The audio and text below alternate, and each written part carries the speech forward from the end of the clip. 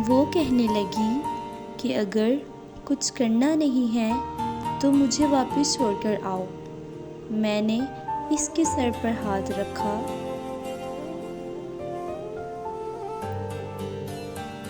फिर मैंने पर्स से 10,000 निकाला और उसे दे दिया। वो हैरान हुई और कहने लगी, मैं नहीं लूँगी।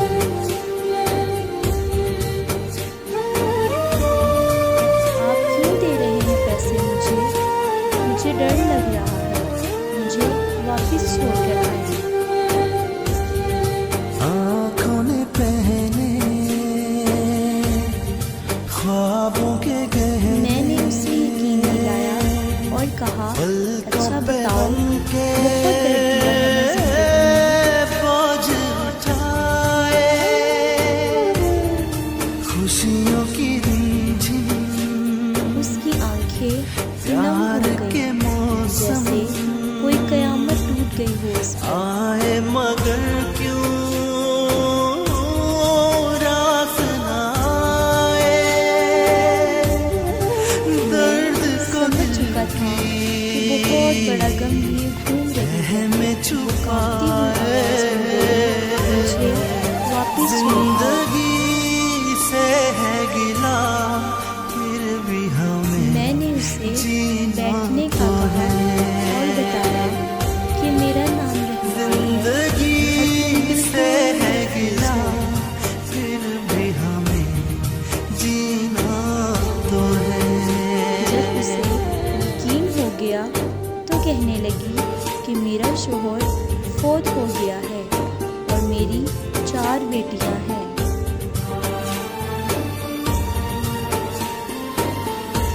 ससुराल वालों ने निकाल दिया घर से। अम्मी अब्बू भी फौत हो गए और बहन भाई भी नहीं हैं।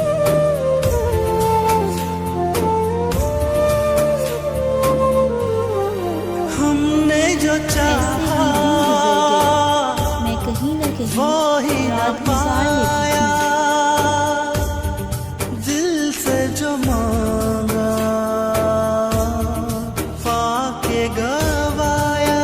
फिर मैंने एक दिन अखबार में देखा कि एक औरत को घर के काम की ज़रूरत थी।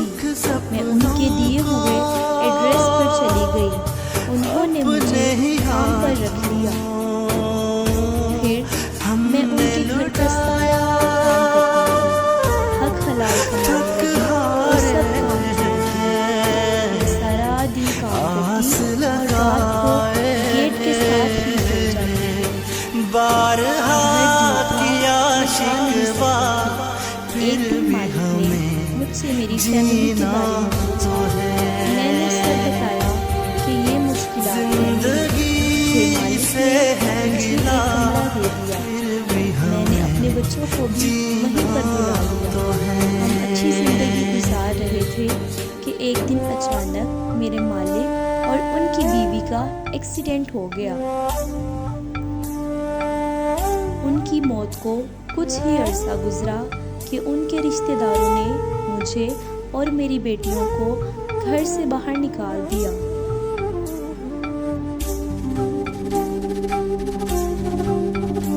मैं और मेरी बेटियां सड़क पर आ गए। जो कुछ जमा पूंजी थी वो भी लग गई। अब हमारे पास खाने पीने को कुछ ना था। हमारे पास ना ही छत थी और ना ही रोटी। सड़क पर खड़ी थी कि एक साहब आए और कहने लगे कि 1 घंटे का 5,000 रुपया। ना चाहते हुए भी मेरी ममता ने मुझे जाने पर मजबूर कर दिया और तब से ही मैं जिस्म फरोशी का काम करने लगी। वो रोती रही और ज़माने की बेहिस्सी महसूस करती रही। मैंने इसके सर पर हाथ रखा और कहा, फिक्र नहीं करो, आज से तुम ये काम नहीं करोगी। मैं तुम्हारा भाई हूँ और तुम अपनी बेटियों को लेकर मेरे घर आ जाओ। मेरे घर में एक रूम में रहो। वो यकीन नहीं कर पा रही थी। मैं उसके घर गया। बेटियां सो रही थीं। बहुत प्यारी थी।